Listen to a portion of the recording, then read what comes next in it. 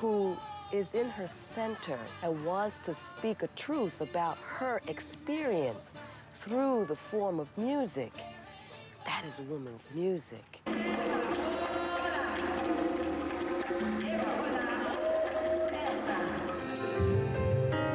It's not a sound, it's not a type of music, it's a consciousness, it's a sense of ourselves, who we are, who we're talking to, what we're talking about. Gotta tell the truth. We didn't start out to make a revolution through music, but that is what happened. Happening right before our eyes. Can I be your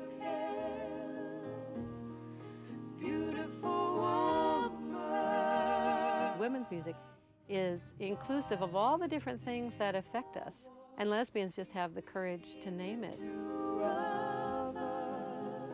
My sister Elmy might be bad sometime. Sister Elmy playing a hide and seek.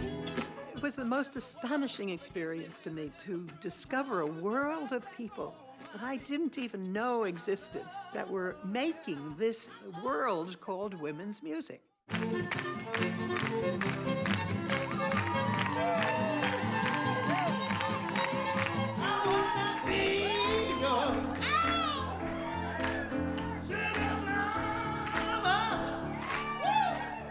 People now have trouble defining what women's music is because it's been changing so rapidly. Take away my wanting, take away my fear, that everything I've been working for. My life's more than a vision. It arises out of an organic place in you that pays no heed to anything except for what is in your spirit as a woman.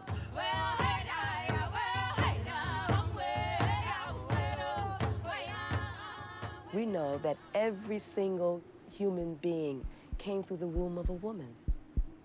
And therefore, every single human being had their first experience with rhythm through the heart of a woman,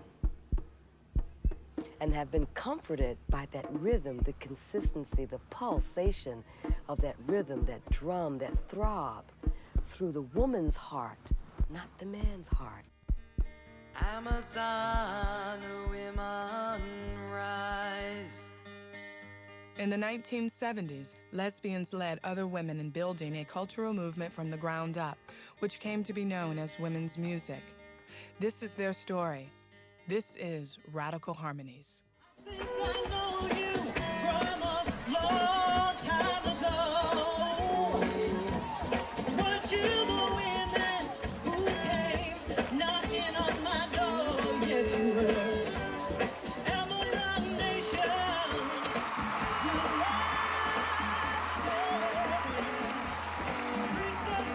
warriors, step right on in, step right on in. Women's music evolved out of an era of fervent social protest, drawing many of its pioneers from the labor, civil rights, and peace movements. So much for the electronic brains that run the world of banks and aeroplanes. And if one little mouse can set them all around, why not you and I?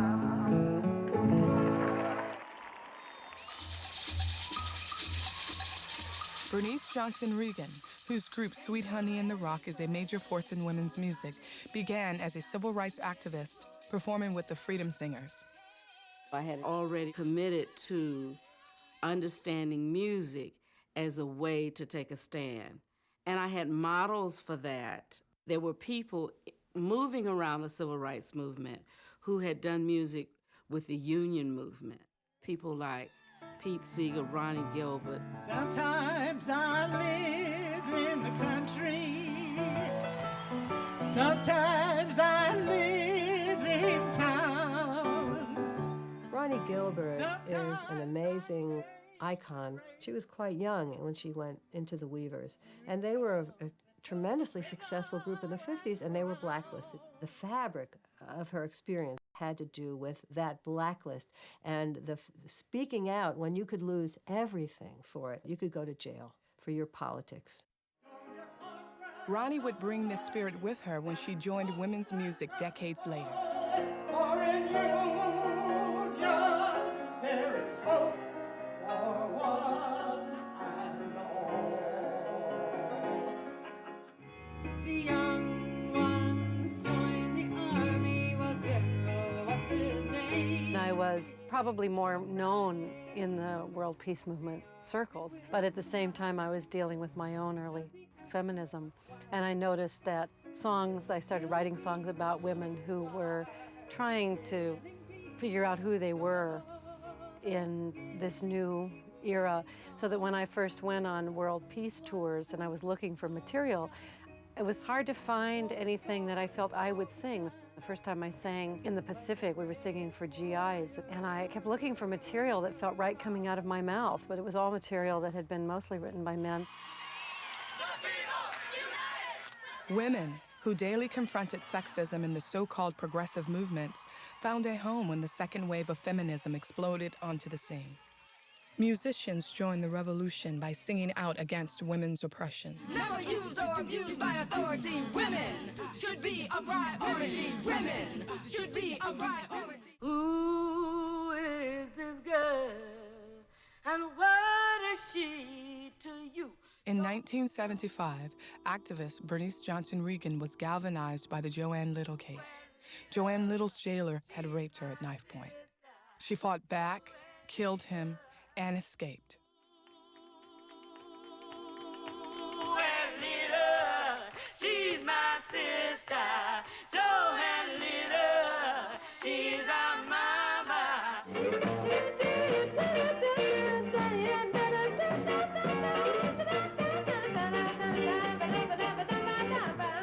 Some women's bands directly challenged the patriarchy with an explicitly feminist agenda. When I first met Naomi, she really had a vision about the band. She was just so pissed off when she listened to Mick Jagger, Backstreet Girl, Under My Thumb. She wanted to get the word out. I remember she kept saying this over and over again to every 14-year-old girl in the United States. The way to do that is through rock music. And she found women who wanted to learn how to play rock and roll so that this could happen.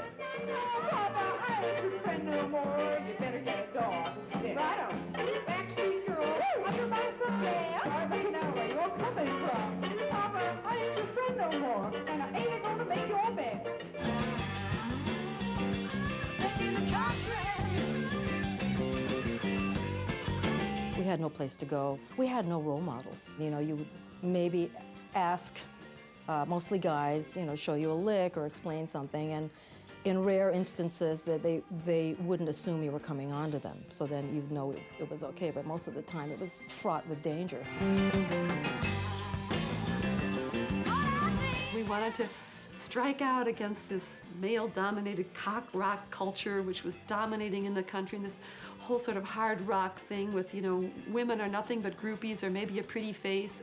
We just couldn't stand that, and we were so angry about it. There was not a lot of opportunities for women. Not only were there not lots of places to play, there were not a lot of opportunities in bands, even just to go and rehearse. Oh, you get no more of me. Access to musical training was also blocked, shutting out women on a fundamental level. I looked around the teachers and those who were in the leadership of drumming, all male. And what they were bringing to the women who were coming to them to learn to drumming were all these myths and stories and taboos about women in drum. And basically that women should not play the drum because the drum is so powerful that it could hurt our bodies, that it could fry our eggs.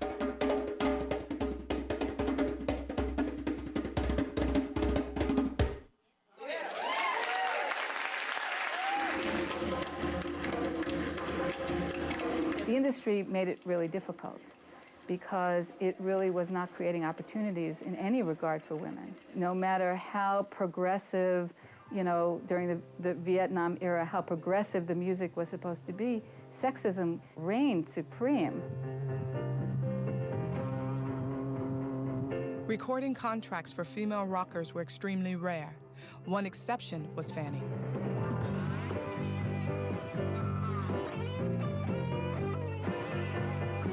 There were a few other bands, but Fanny pretty much was the one that got recognized through Warner Brothers. We were a self-generated and self-sustaining band, and we gained a lot of notoriety and a lot of fans, both in the United States and in Europe.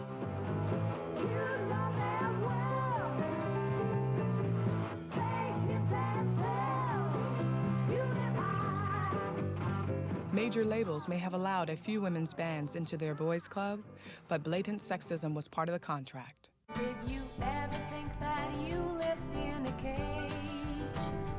Did you ever... I can recall during Ariel going into their offices and having them say, "Oh, we already have an all-woman band." So, sorry, you know, it's kind of like you're a monkey show or something. And then another guy said, "Oh, we don't want any women's bands, you just have to pay for their abortions."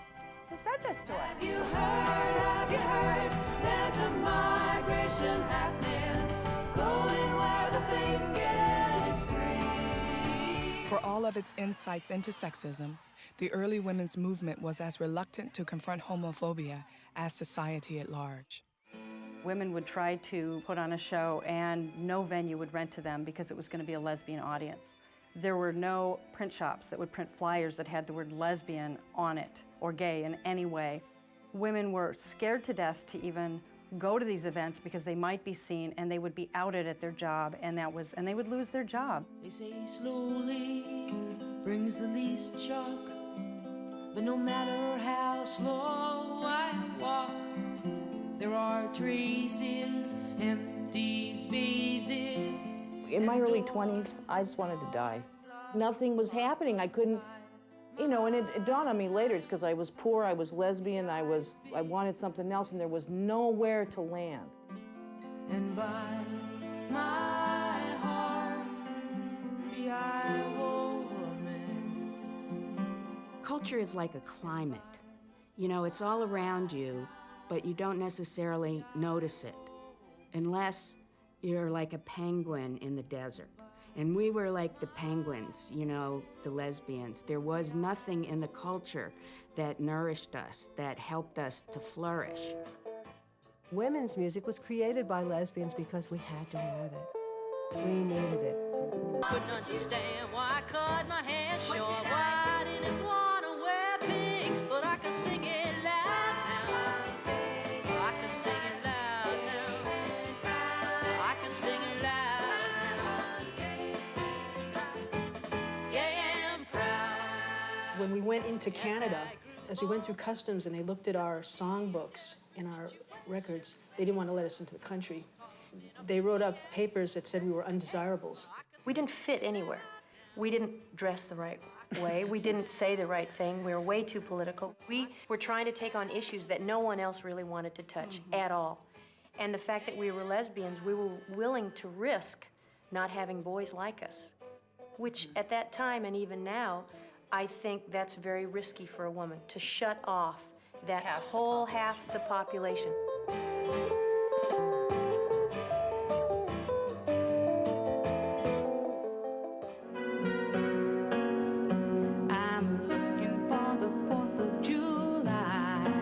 Meg was performing in nightclubs in Washington. A lot of lesbians would go to see her, and she kept getting fired. And they would tell her that she was attracting the wrong clientele.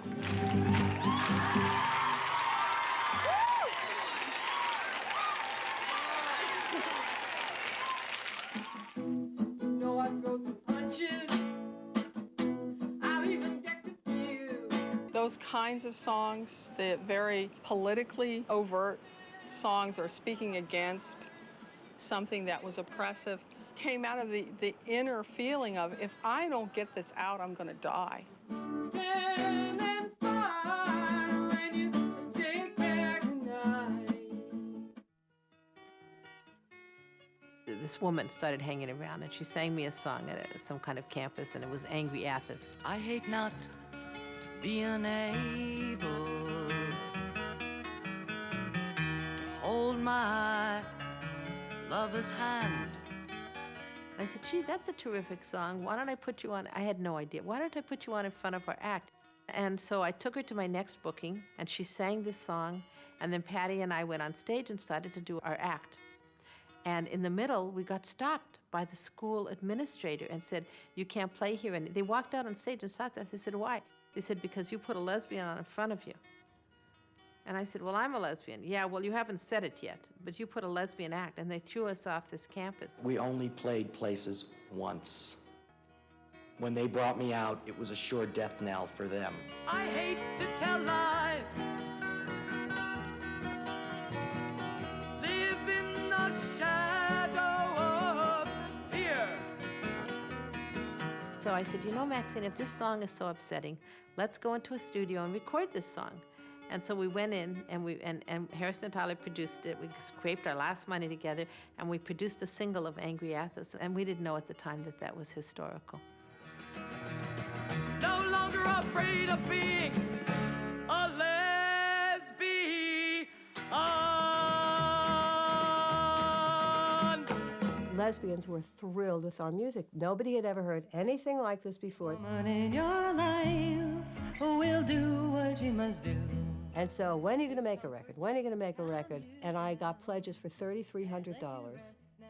We found Marilyn Reese, who never recorded music. She recorded the spoken word, had a key to a 4-track studio, and we went in there with a gang of women, recorded Lavender Jane.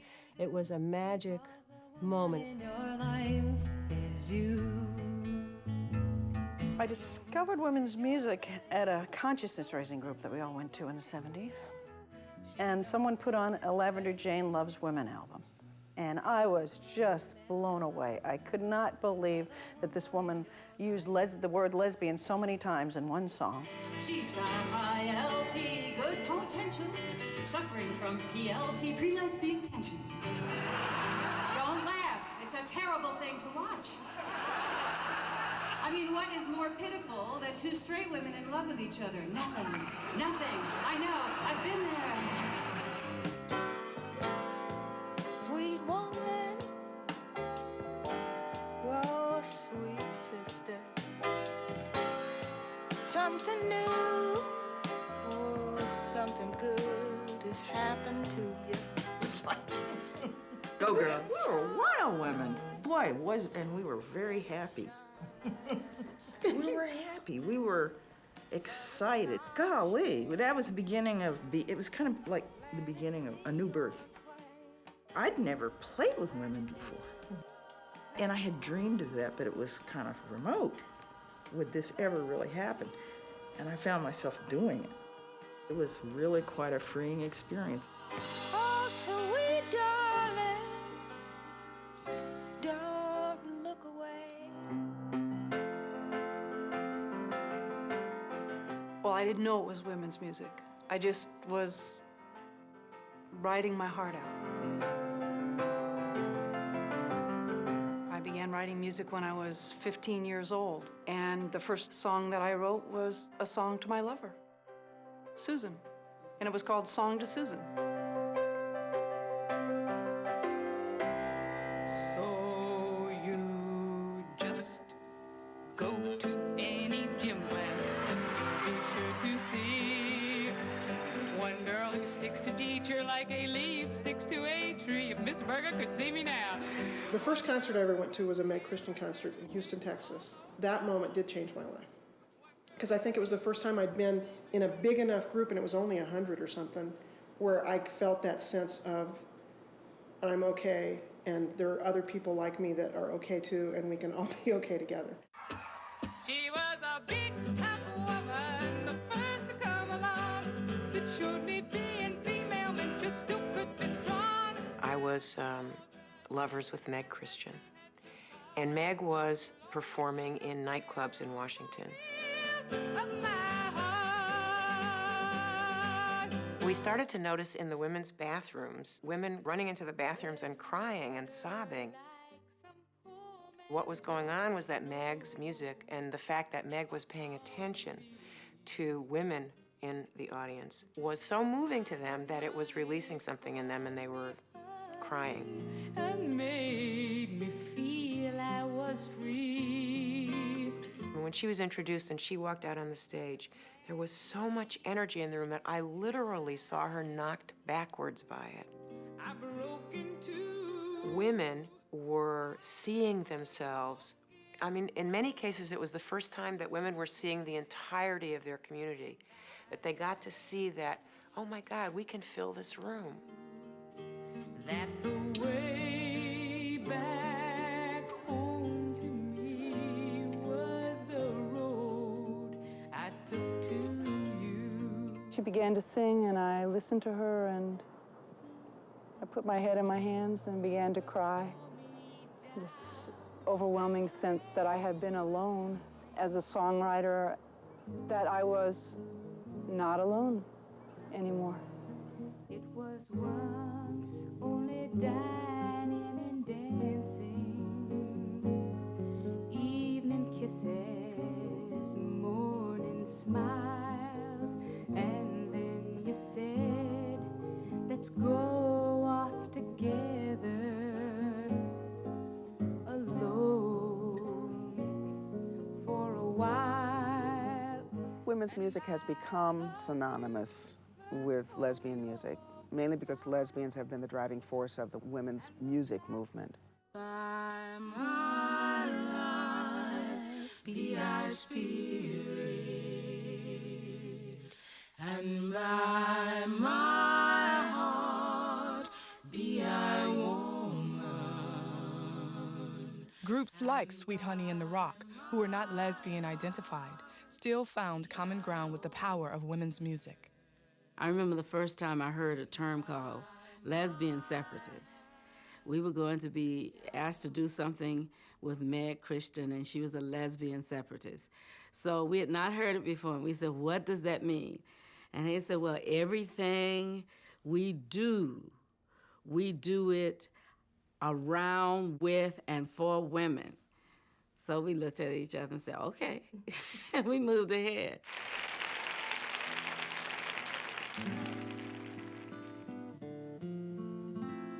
When Chris came to town, she was an unknown singer-songwriter. When she came to DC, all of a sudden, there was this enormous audience. There were 400 women who came to her show. And she went out on stage, and there was immediate applause. And she started to play her first tune, which was Joanna. Get down off the ceiling, Joanna. As she began to play, the audience went crazy. They started to applaud and scream, and she was so startled by it that she forgot the words to the song. And as she was sort of fumbling for the words, out of the audience came this voice, and it was Meg Christian singing the words of Joanna to her. And that's literally how they met. Joanna, let's sit and talk for a while. Meg Christian had an idea that if women did something, got together and did anything, something would change. We didn't know what. This was, way back then. But she faithfully went around to every woman artist who came, Bonnie Raitt, and she came to me after her show, asked me what I thought, she and Ginny Burson, of women's music. And I said, what are you talking about? What do you mean by that? I said, I said, do you mean women singing music? She goes, yes, but I think more. We were making jokes about women's tap dance companies and women's this and women's that, and Chris said, you ought to start a women's record company. And it was a revelation to me. It was, a light bulb went off over my head. They did the next day. They started Olivia Records.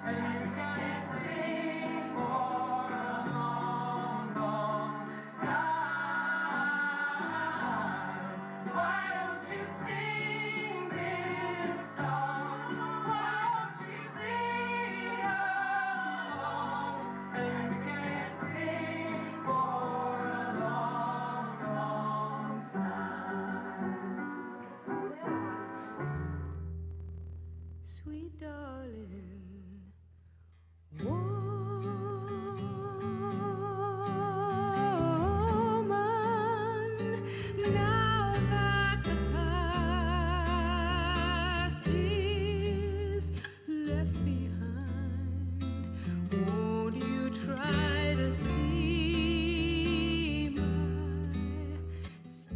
Olivia Records was founded in 1973. In its 30-year history, the company recorded numerous albums, including one of the highest-grossing independent LPs of its time. It was this album, Changer and the Changed, by Chris Williamson, that catapulted women's music into a genre all its own.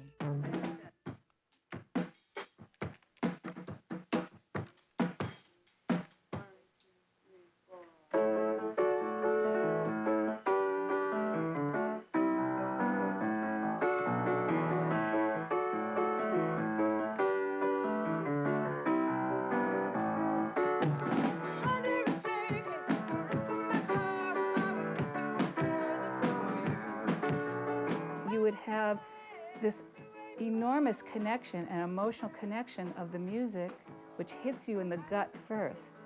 It was so powerful that you could literally feel in the concerts consciousness, just light bulbs going on.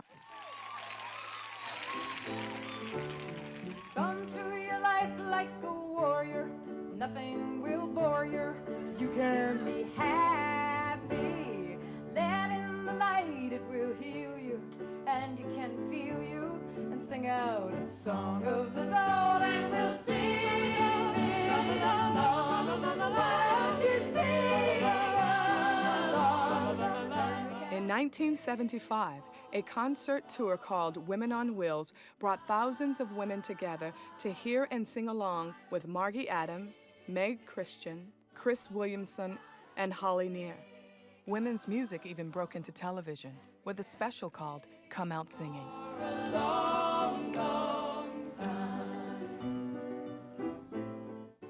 I was working at a Woman's Place bookstore in Oakland, and one of my jobs at the bookstore was to order and reorder LPs, which at that time we had LPs. And I remember when a flyer came into the store advertising a concert called Women on Wheels. I did not know the four performers. I knew nothing about them, never heard of any of them. But there were other people in the store who were just beside themselves. And I was thinking, well, it's not Aretha, so I mean, you know, why are these people all excited? And it was, of course, explained to me that the four women on this poster represented the best of women's music. And I thought, well, okay, but by whose say so?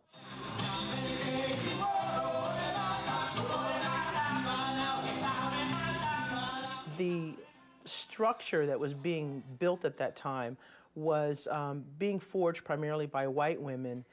There wasn't readily a lot of room for women coming from a really different cultural place.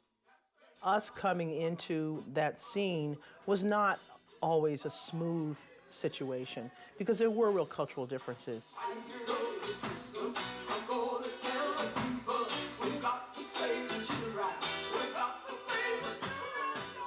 We were a pretty white-dominated and probably pretty middle-class dominated group. And we represented some segments of women. And even though there were women of color among us, most of the power and control, I think, was with white women. Why are all these white women always up there? Why are we always looking at the same four white women? Why don't we look at somebody else? Why can't something else happen? And then they brainstorm and they come up, oh, why don't we put y'all on tour by yourselves? They called the tour The Varied Voices of Black Women. Olivia produced it and wrote work. A company formed by Holly Near and Amy Horowitz did the bookings. They put us up there and they got Pat Parker, who told the pain and the glory and the truth and the emotion of the history of our people, our feelings. It was really a beautiful kind of thing. Varied Voices of Black Women tour consisted of Linda Tillery on drums, Gwen Avery, Pat Parker, Mary Watkins, and it was just, you'd never seen anything like it. They really did present this hot, hot, hot show. You know, and either you really fell into it, you know, fell into the well, or some people were repelled. It was almost too much. But that's the good news, you know, because they were groundbreaking. peace activist Holly Near founded Redwood Records in 1973. When Redwood expanded to include voices of different cultures, the first artists they recorded were Sweet Honey in the Rock. They actually came to me, and it had to do with radical women, mostly white, who did not want an all-white environment. Sweet Honey in the Rock had a major influence on bringing women of color into the women's music arena.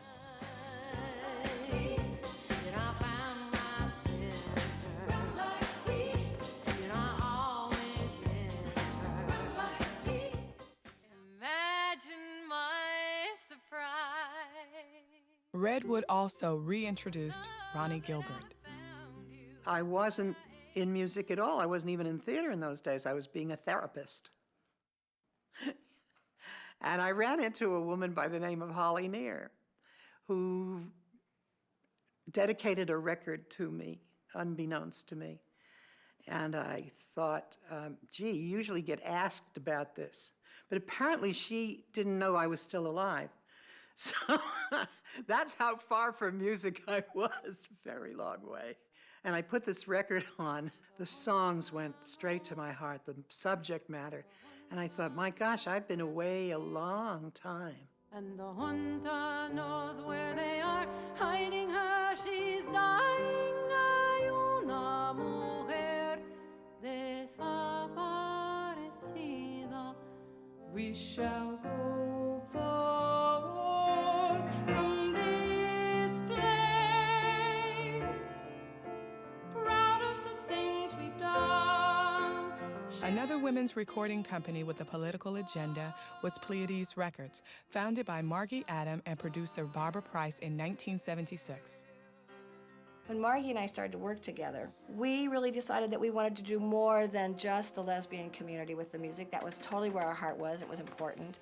But we also wanted to take it to women who were active in the women's movement but didn't really understand how women's music connected. That led us to doing a national tour for the National Women's Political Caucus to raise money for women candidates. And one of the things that was really important about the National Women's Political Caucus tour that we did in 1980 is that we went into the Athenaeum in Chicago. We went into very large overground venues. We took lights and sound in, done by women who were professionals. We demonstrated that women could create high-quality productions, even as we were raising funds and consciousness around the fact that women were running for office. From the heart of the country to the bright city streets, there's a rhythm to the living, and it always repeats with a whole lot of soul and a measure of pride. We are ordinary people simply living our lives. The sun comes up, you start another morning. When the sun goes down, it's the end of the day. We don't have much, but it doesn't really matter. If you get it, the government just takes it away. We wanted to do everything. We learned how to do everything. We learned how to be a complete alternative because we had to, because that's where the power and the control was. If we just made the music or the poems or the pictures, they would be distorted in their context, or they would be censored, or they wouldn't get to the people who needed them. So we had to create all of it. Sometimes you lose, most times you choose to laugh a lot and learn to call any draw when we are struggling in the backfield every day, heroes and heroines. We created our own world. We didn't just have performers. We had to have somebody do the lights for the performer. We had to have somebody who did the sound for the performer. The people that learned how to do those, starting from their home stereo and then going out and taking whatever little money they had from their job and buying their first sound system. And then there had to be somebody to book you, and there had to be somebody to manage you, and there had to be somebody to promote your tour. And then you had to make a record, and then you had to get it distributed.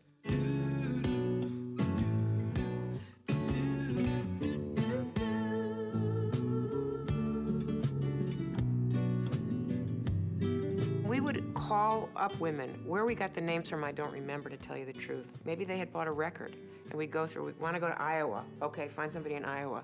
Hello, would you like to produce a concert for Meg Christian? Well, they would say, I don't know how to produce a concert. And I would say, don't worry, it's not hard. Get a hall. You got a hall? You got a women's center? Or you got a church? Or here are the different, oh yeah, I got a hall, okay. We had a sound system, and I learned how to operate the sound system, and we put it in the back of the Toyota, and off we went. Okay, so you don't have to worry about sound. I'll take care of sound. You get a hall, get some lights. Doesn't have to be fancy, just so people can see her. Sell tickets, make posters. That's it. You're a concert producer. Set up chairs. The sun's gonna shine and the music will flow. Sweet, sweet friends of mine. The first concert I produced, I thought it was important to have a woman engineer. And it didn't actually occur to me that there were almost no women engineers. So I got on the phone and I started calling, sound companies and said, I'd like to arrange for a woman engineer. And they laughed at me, of course. That's when we began to realize that we were developing a whole industry.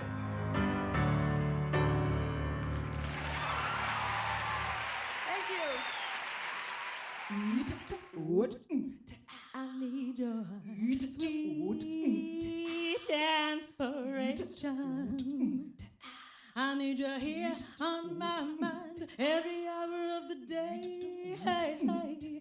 You could try to get away with having the guys, the boys, come in and do sound for you and come in and do lights for you, but you'd end up with something that looked and sounded like some kind of rock and roll show when you've got a performer who is so far away from that and they're driving you crazy, they're driving the audience crazy, they don't have any sensibility about a woman's voice or what they actually need to make a performance stunning.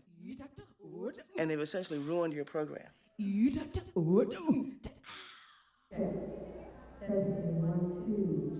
When I was still renting, I would have to redo the crossover points and equalization on the Guy sound system. And I always wondered, well, how did they ever think that they could make women's voices be heard when it was always set for men's voices? And I just remember that dramatically, which was another reason that it was so important for us to get money to get our own sound system. In 1975, Bodin Sandstrom, Cassie Culver, and Lee Garlington founded one of the first women-owned audio engineering companies in the country. The trucks kept getting bigger, the speakers kept getting bigger, the sound boards kept getting bigger.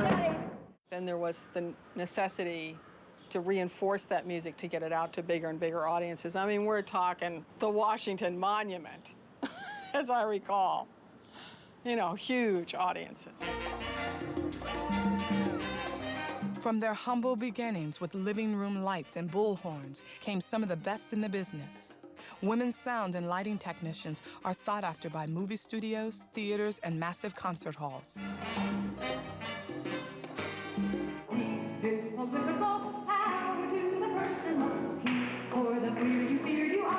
I was 33 1/3 years old when we made that first album, and all of a sudden we had 1,000 albums. Now what? It never occurred to me we'd have to get them distributed.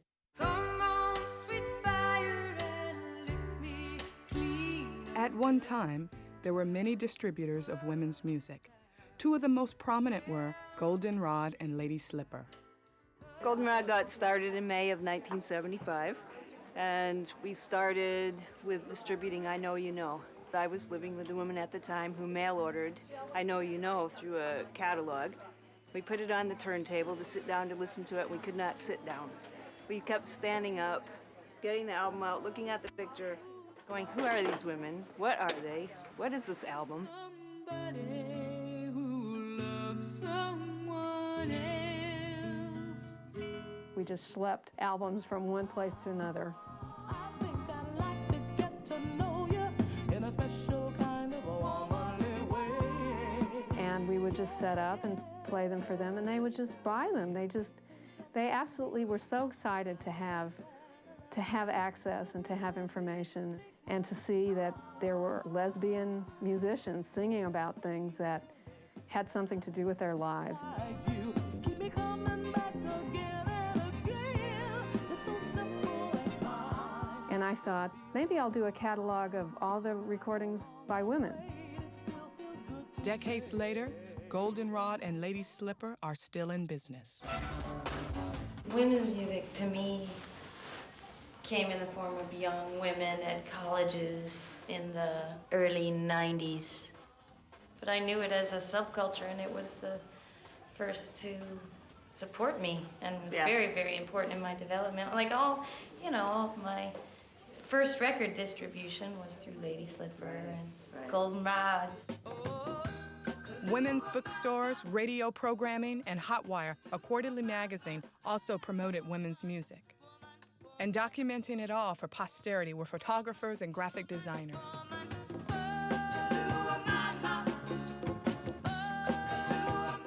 The heart and soul of the movement came most alive at its festivals.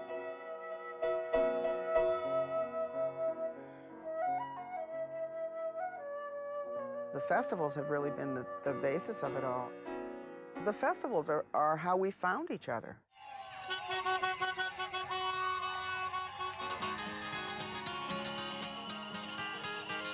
It's a long way from the Delta to the North Georgia hills, and a tote sack full of ginseng won't be no tapping. I'm too old to ride the rail, but I'll make it on my own, and I guess I'll never make it back to home. My muddy water, Mississippi, jumping home. The festivals are a place where women, mostly lesbians, but not all, come together to hear the music, but they also come together to be with each other and not only check each other out, but to check their own realities and to expand.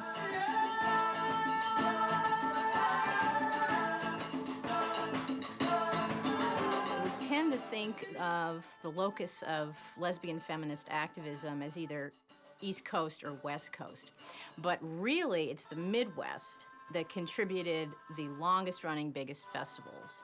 And so the really first big festival is national. I am asking everything you have to give. It all started in Champaign-Urbana when Kristen Lenz, indignant about the lack of women performers at the local folk festival, fought back. I went in there to them and said, how could you have a folk festival that is all male? This is inconceivable to us. And they said there just weren't any women good enough. And I am so glad that was said to me, because that got my dander ruffed. My sister and I were so outraged. We said, what do you mean, no women good enough? We put an ad in the paper and said, no women good enough? Come and audition at our Women's Folk Festival. We programmed it for the same night as the all-male folk festival. And we had an overflow crowd. From what I hear, theirs was very woebegone. Inspired by the success of her Women Folks Festival, Kristen Lenz founded the first National Women's Music Festival in 1974. Wrote the song, and so we'll celebrate 20 years of the festival and of Misty Mountain.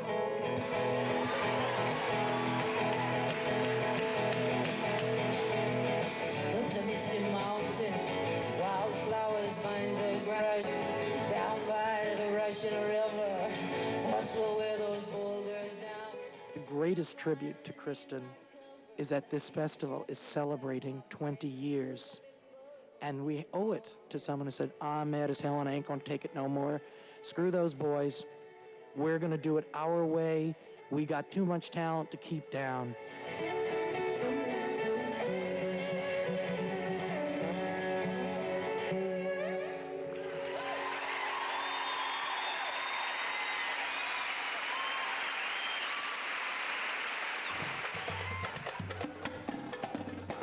Excited by the idea of a 3-day outdoor festival, Lisa and Christy Vogel, along with Mary Kendig, set out to produce the Michigan Women's Music Festival, which first took place in 1976. And I kept getting a lot of people saying, you're nuts, like we're in Mount Pleasant, Michigan. What we've done is thrown 1 or 2 good keggers. Don't you think it's time you had a change of life? We literally have a party at our house, stop the music right at the most exciting moment and pass the hat. We had no money. And so we went off to Champaign and everybody's thinking, who are these women who are doing this big festival in Michigan? And we went there with a hand-drawn Ditto Master that we'd snuck into the university and done with a little, like the little purple ink. And all the other producers who at that point were taking themselves very seriously were going, wait a minute, you're doing this big thing that we're all talking about. what's up with these ditto masters, you know? First festival was 3 days long, and there ended up being 2,000 women who came. Many more than we had imagined might come.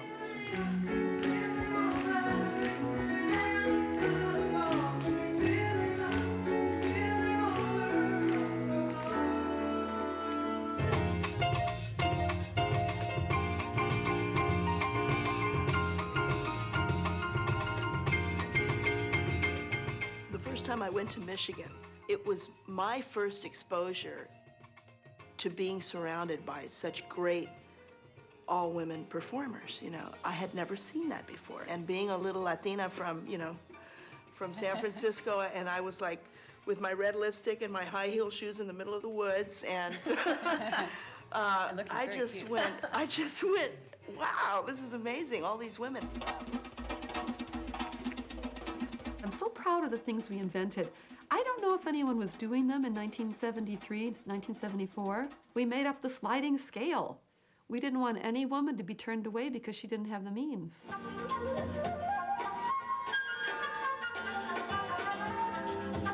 We didn't want to exclude any woman. So those women who had been marginalized, deaf, differently abled, in wheelchairs, suddenly it became an issue. What do we need to do to change our practice so that all women can experience our culture? I'm just looking for some real love. I've never been in an environment where a production company changed policy to take care of the audience. Oh, real love, real love, real love. Can't you see me? I think that was a true gift because those concerts were being interpreted for deaf women.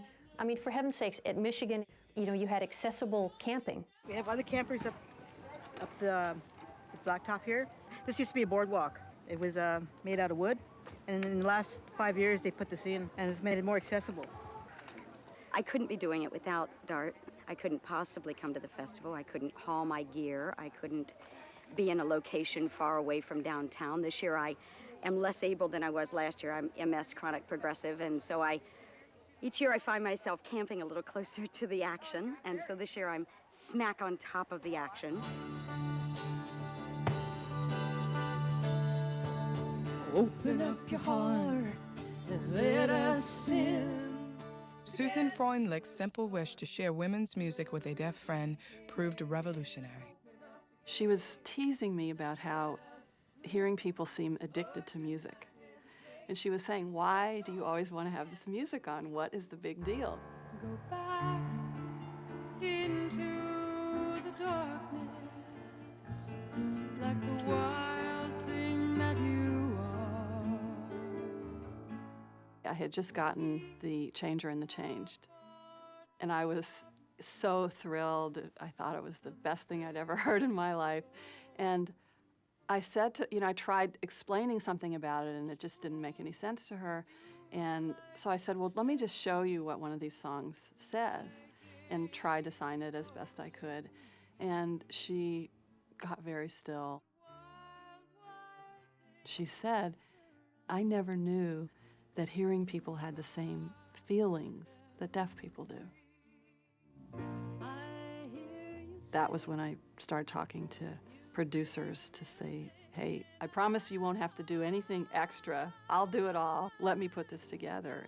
Susan started with Holly Near and ultimately helped to usher in a whole community of signers who made access part of public life.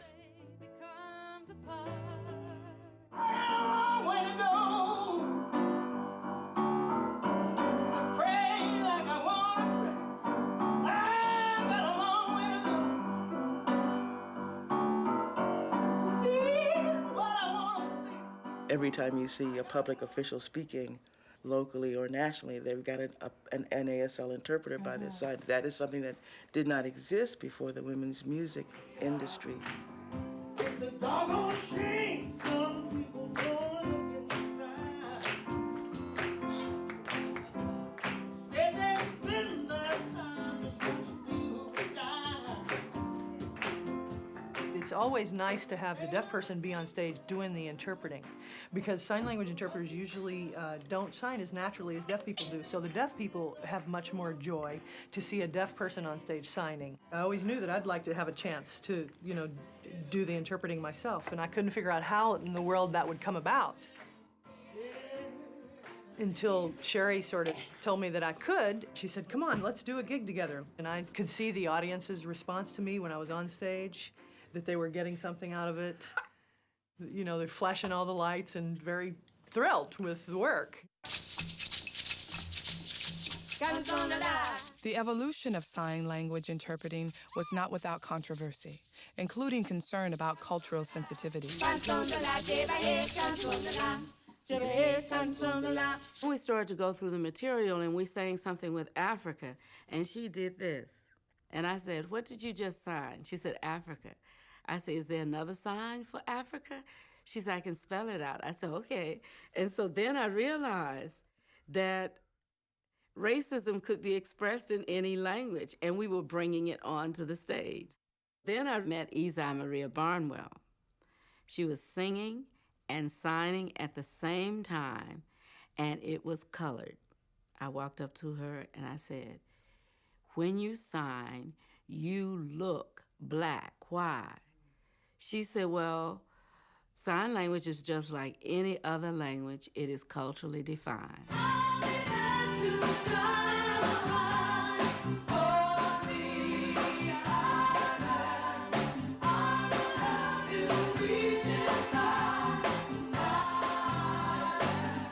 As women's music made strides toward providing access for all women, it was also expanding to include different musical and entertainment genres.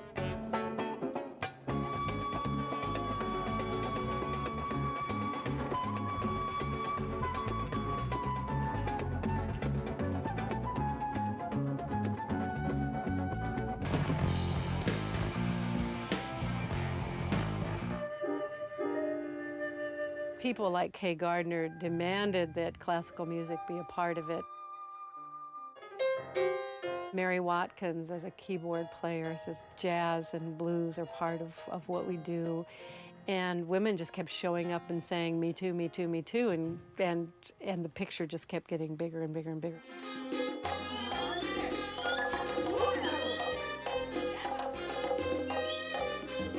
Lips like candy, sugar in your ear. The way you talk to me is making me feel queer.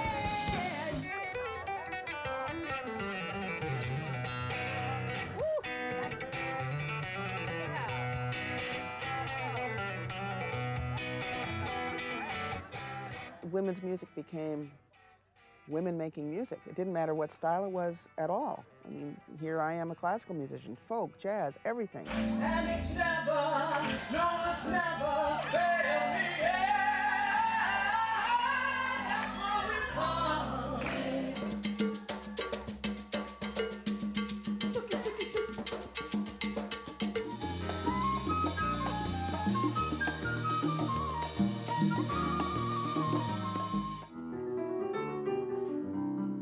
Part of the evolution and the empowerment that took place had to do with the claiming of this space for music without lyrics. I did sing more in the beginning because I didn't quite trust that people were open, but they are. You know, when it's real and when you dare to really speak your truth as best you can, people, they get it. And that has, and that's opened me up in the world, period. I mean, this whole thing has opened me up.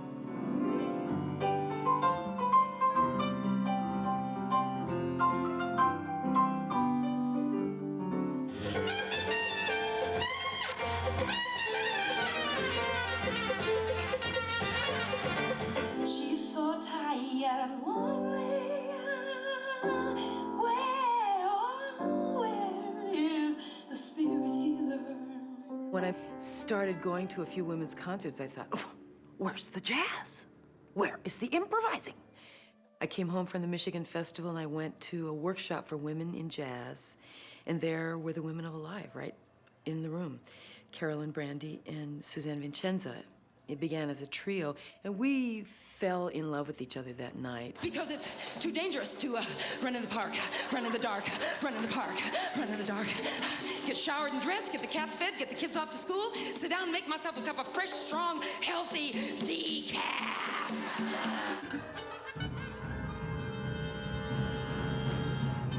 The Women's Phil was the brainchild of Elizabeth Min, who was our first music director. She was studying conducting. I had a professor who was a woman who was a very outspoken feminist. I asked her at one point, hey, where are the women composers?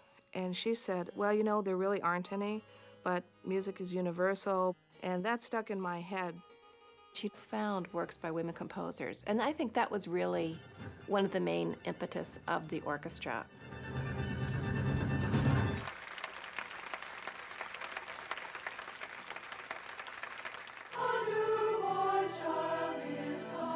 The mid-70s brought a profusion of women's choirs. Among the first were Sue Fink's LA Community Women and Kathy Roma's Anacrusis Choir in the Midwest.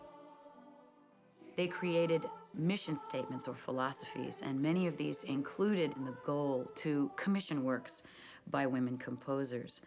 And these collaborations were incredible because what it gave choirs and conductors the opportunity to do was to choose texts that really spoke to the lives and the experiences of women. Ready. Music that came forward through the mouth of a Ronnie Gilbert or a Holly Near is now going to be sung by young people and college-age people across the country. The women's music cultural movement grew to include dance, comedy, and other forms of theater. Chrissy Kiefer founded the Wallflower Order, which toured on the same circuit with women's music. I think that our national impact was so enormous that the festivals kind of had to figure out a way to start opening up to different art forms. Well, it's not just women's music, it's women's culture, dance, and comedy for sure, because I think now comedy is where our politicizing is coming from. They can just punch you right between the eyes. I mean, even in the area of safe sex, right? A man pulls out a condom, it's obvious what body part it's for. We're stuck with something for your teeth. What the heck is a dental dam? Every civil rights movement does boil down to bathrooms at some point. It's true. There weren't any women in the Senate because there weren't any bathrooms for them. Now they build the bathrooms and they will come. That's the thing. Oh, you can see us ride those rails in the morning sun. One of the most explosive issues in women's music from the very start was women-only spaces. Holly Near and Malvina Reynolds were both coming to the festival for the first time, and they were appearing the same night. Holly wanted no men. Malvina insisted upon the right of men to attend. It was so traumatic. I'll never forget the scene on Thursday late afternoon on the steps of the auditorium. Malvina distributing her leaflet, and Holly about 100 yards down distributing her leaflet, saying the best thing you can do if you support our music, you men, is not to attend. The university busted us and said, either you let men in or you close down. So we didn't have to resolve it. Well, in a sense, it was resolved for us, not by us. People would always ask me, why women only? And my response over the next 20 years of starting Olivia, my response was always the same. It was, if you could name 5 women bass players, 5 women guitar players, 5 women drummers, 5 women producers, 5 women engineers, we will stop. And never did get anyone to do that for me.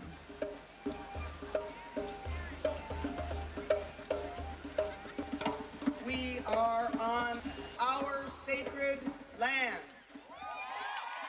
To have that space, to create that space so that women could be safe for maybe the first time in their entire life, that was a precious, precious experience. Hallelujah, hallelujah, hallelujah, hallelujah, hallelujah.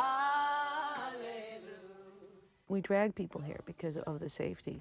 You know, people who've experienced a hard time or been attacked, we say, come here, and it's a healing place. I was able to bring my mother to Michigan 3 times, which was just a totally wonderful experience for both of us.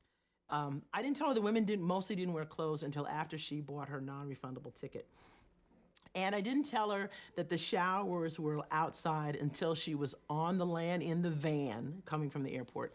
And, but we had been on the land like maybe 2 days, and we were walking down the path, and she turned to me and she looked at me and she said, I now know what freedom is. She said, I never knew this before. Women passing through the world, sharing tears and struggle with the strength of miles behind. You know, it's very, very complicated to make a safe space for everybody.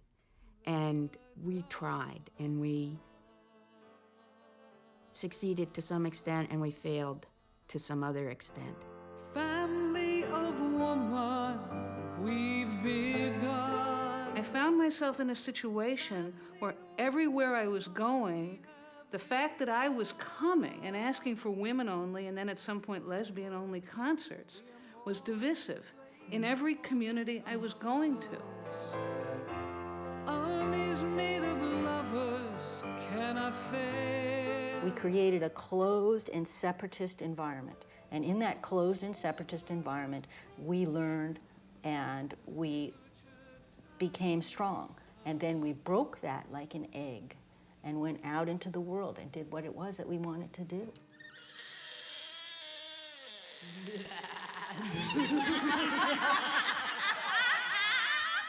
Here come the lesbians, here come the leaping lesbians.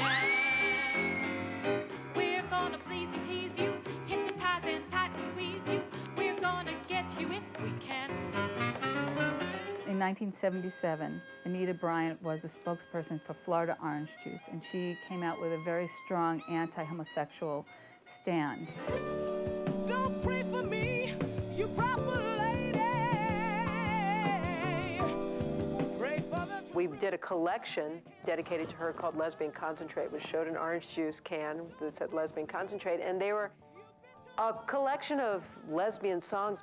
It was really the first time Olivia used the word lesbian on an album cover or in the music itself. Producer Linda Tillery recalls recording one of the most popular songs on the album. We were assembled in the living room, and we ran the tune 1 or 2 times, and then we hit it. And I remember thinking, this is the bomb, okay? When it was released, every woman I knew was singing Sugar Mama. I wanna be your sugar mama. Be a sugar mama, be a sugar mama every day. Bam, bam, bam. Lesbian Concentrate was just one of the 15 albums produced by Grammy-nominated producer Linda Tillery. I was allowed to produce some records because I was a woman, as opposed to not being allowed to produce records because I was a woman. I can't tell you how meaningful it was for me when the group Bibi Kirosh came to me and said, we'd like you to produce our first record. How do I feel when I feel like sin, feel like praying? It's so good, so right to be with you tonight. So good, so right to be with you tonight. Women's music began its second decade in the 1980s, a cause for celebration. Olivia's staff and fans traded flannel shirts for tuxedos and headed to Carnegie Hall. 2,000 women joined Meg, Chris, and other artists to commemorate Olivia's 10th anniversary. How do I feel when I feel like being, feel like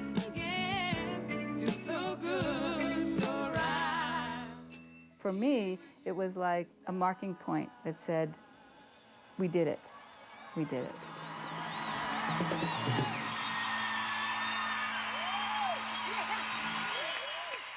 The 1980s were also a time when festivals expanded into uncharted territories. Sister Fire created a totally new experience.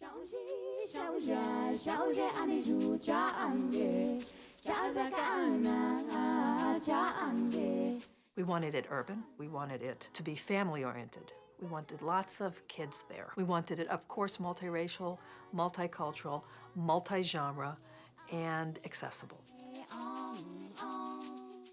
An inclusive festival in urban D.C. was one thing, but taking women's music festivals to the rural South was quite another.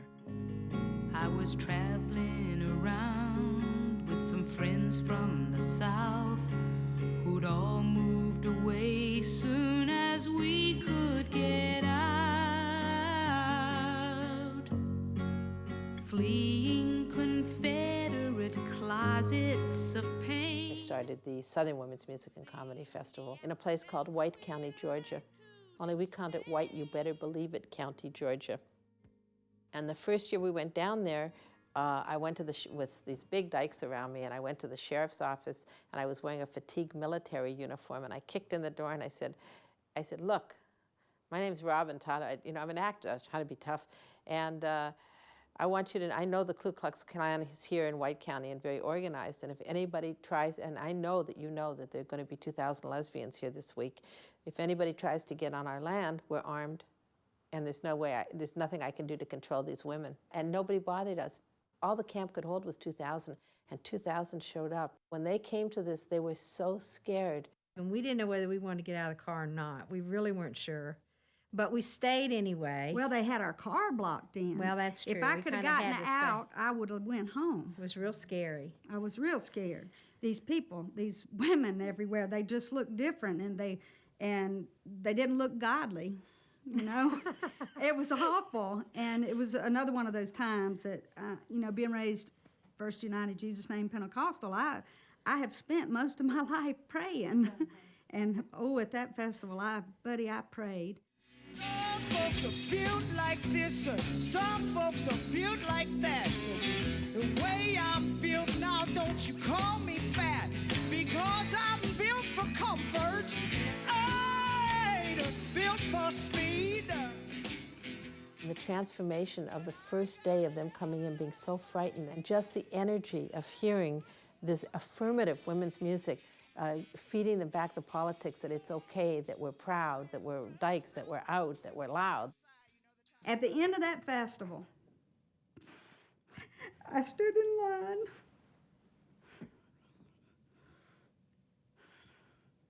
so that I could talk to Robin. And I said to her, sister, you have changed my life forever. These two women grabbed me, and they started to sob and to weep about how they finally were out of their isolation, how this had changed them. They never thought anything like this existed.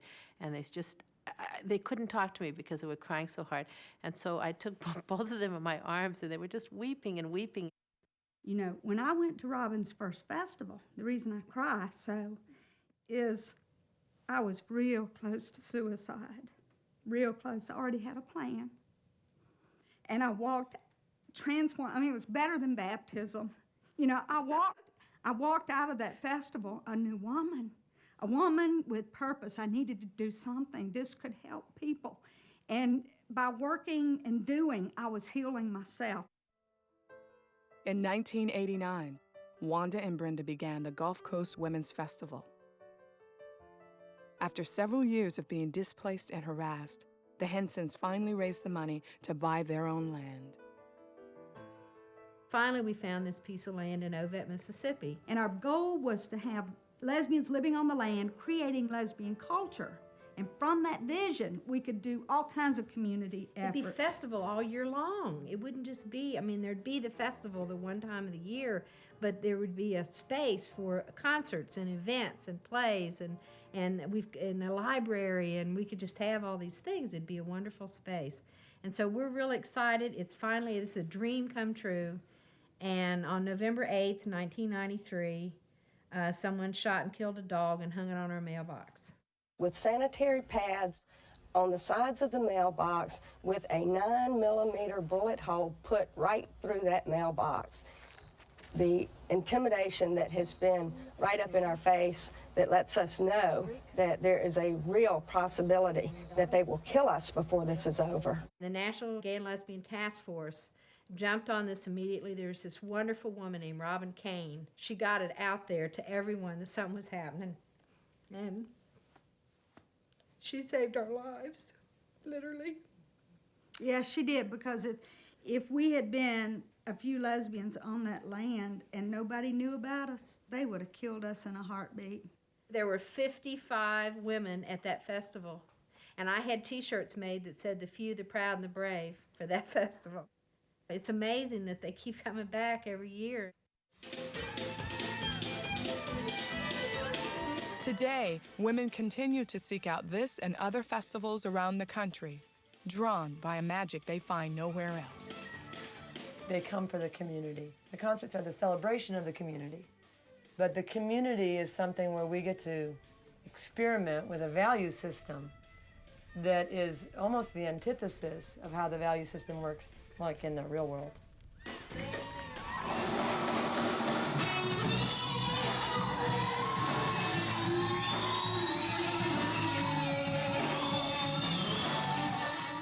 I just can't say enough good things about festival culture. Everybody I've ever interviewed has said, this is where I go to get my annual dose of light and energy. And it really is a spiritual movement.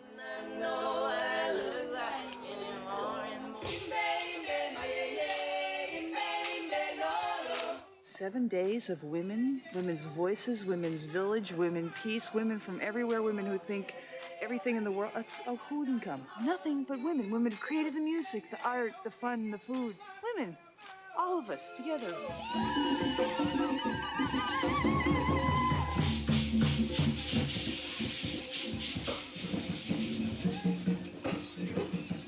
It's the women. You know, it's the land is incredible, but I think what the land holds for us is really the cumulative energy of 22 years of women.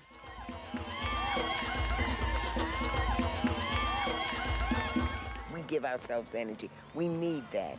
We need support. We need the strength. We need someone to say, you can do it. And this is what I get.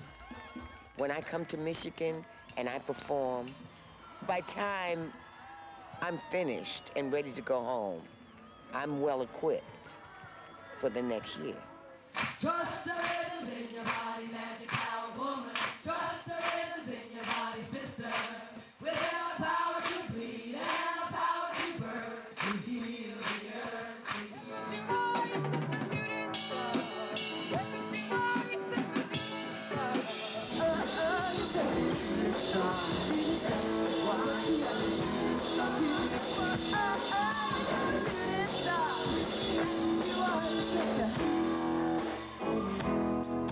I'm just happy to be alive, to witness the progress of this ever-growing, beautiful, vital art form. I love to see the new young bands. They're not afraid of anything that I know of. It seems like we did our work well, in that they aren't afraid of the same things. They'll say anything.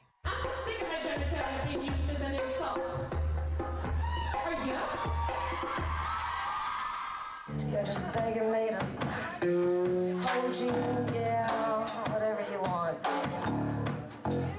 I'll give it to you. I'm gonna give it to you, so you're just begging me to hold you.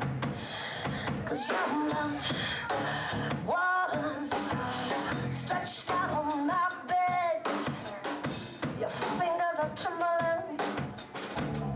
Your heart is heavy and red, yeah. Your head is bent back.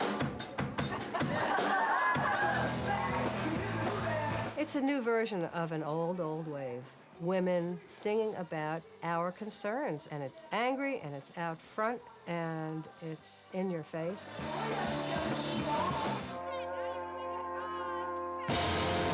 You know, it's not my kind of music, but I sure do love to see them on stage because they're having great fun, and they're also doing very important work. So I'm seeing a whole new generation come up. The younger 20 generation of women are really politically radical. I think it's a good political statement, a social statement, in kind of being visible. You know, we're representing the new women's music. Well, yeah, and all the younger kids are looking up, and they now have more role models than they did.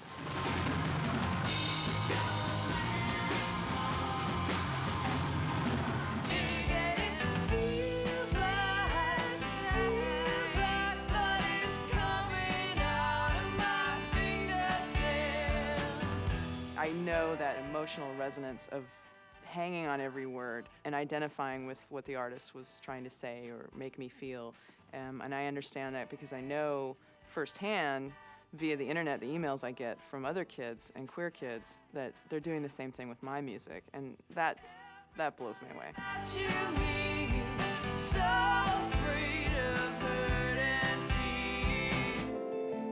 You young ones, you're the next one, and I hope you choose it well. To hear women, you know, early on, Chris and Farron, and probably a lot of the women that I listen to that aren't considered quote-unquote part of the women's scene, which would have been Patti Smith and Chrissie Hynde and Billie Holiday and Nina Simone and a lot of these, you know, great artists.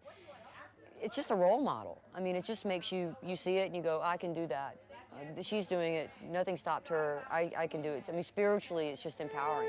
Rosalie, the times are spinning so damn fast. You think they'd stop? The whole dream of being your own independent force was the dream of us girls from the late 60s through the 70s and into the 80s. I think that Ani DeFranco manages to carry that on for us, if for those of us who after a while just kind of got weary. I would share stages with Farron. She's just a stunning songwriter. I went to the Farron concert when I was 16 in high school, and I saw my softball coach there at the Farron concert. She was gay. But Farron, man, knocked me out. Go down there, go down there, go down, go down, go down there. I know that what we're doing to a lot of people is really radical. And so I feel like we're radical women. I strapped on my boots and I walk down the street and I go right into the local DKB drag king bar, that is. Stuff Alex Hopkins was doing back then was radical. When I first met her, I really felt the sense of her seeing me. And the sense, I remember even she might have said something about passing the torch.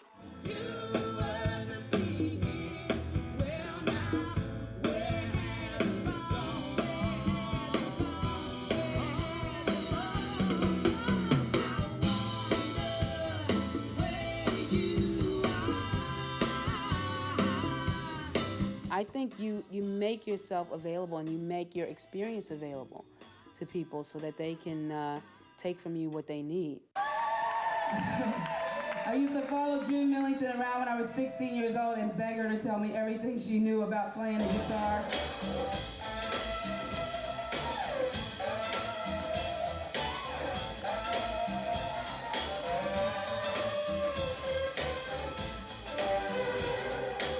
June had this Strat I really wanted, and she let everybody and their mother play that Strat for years.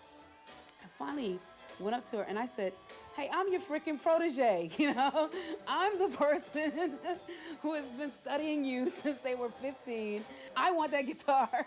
Give me that guitar. I'm not leaving here without that guitar. And I took that guitar from her. Somebody's gonna have to pay. Toshi's first teacher was her mother, Bernice Johnson Regan. Somebody's gonna have to pay.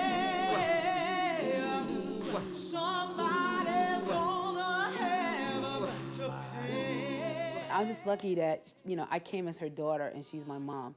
I don't have enough words to talk about how much she means to me as a musician, as an artist, as a person, the work that she's done in her life for a lot of people. I think Toshi Regan is a fierce woman. She is really powerful. One of my favorite people in the universe. She just happens to be my daughter.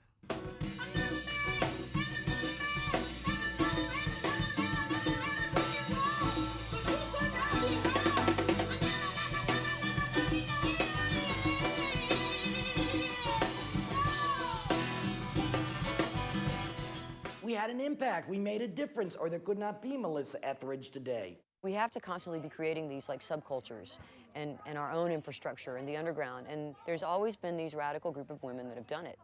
And it's allowed other people like me to go up through the mainstream.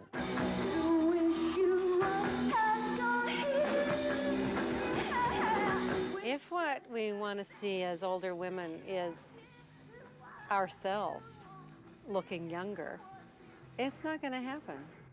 But that would mean that time had stood still, and we would ultimately be bored and disappointed by our clones. And I think that it's very exciting what will come next.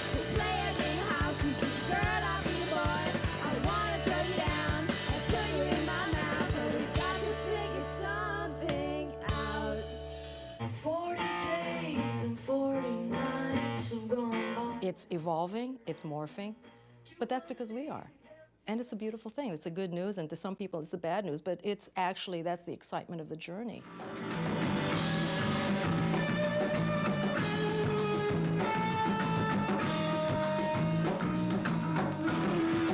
Rock on, girls.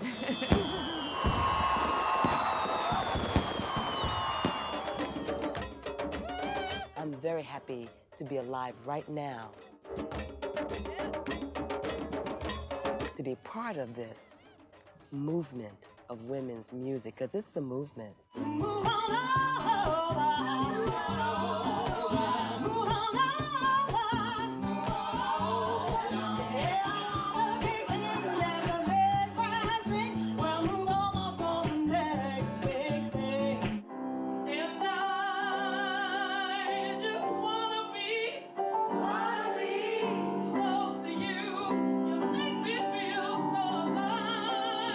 The greatest piece of work to come out of women's music are the women themselves. We were trying to create whole human beings who had a sense of self-esteem and self-empowerment to be the best that we could be.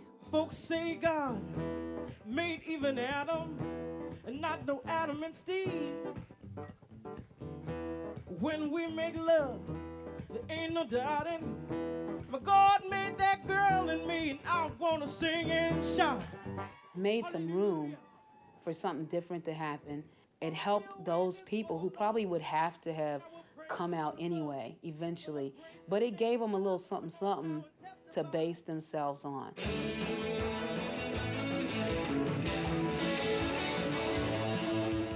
What women's music has brought us is freedom to be creative, longevity, a sense of importance in our lives that I don't think we would have experienced otherwise. Coming into women's music and hearing, seeing, experiencing the love, the support, the diversity of interest among women, that transformed me. I have been transformed by women's music. With women's music, still, I don't think we've seen all there is. And isn't that exciting?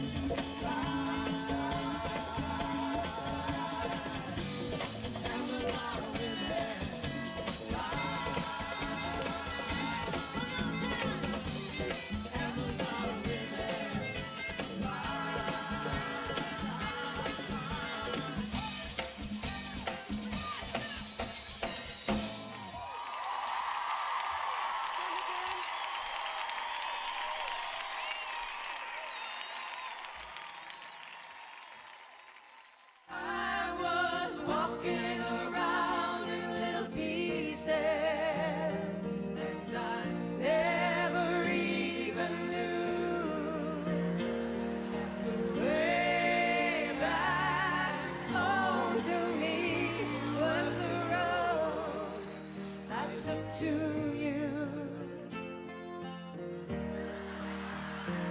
that the way back home to me was the road I took to you.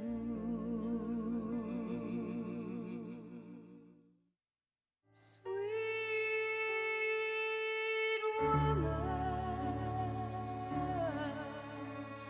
rising inside my glow, I think I'm missing you.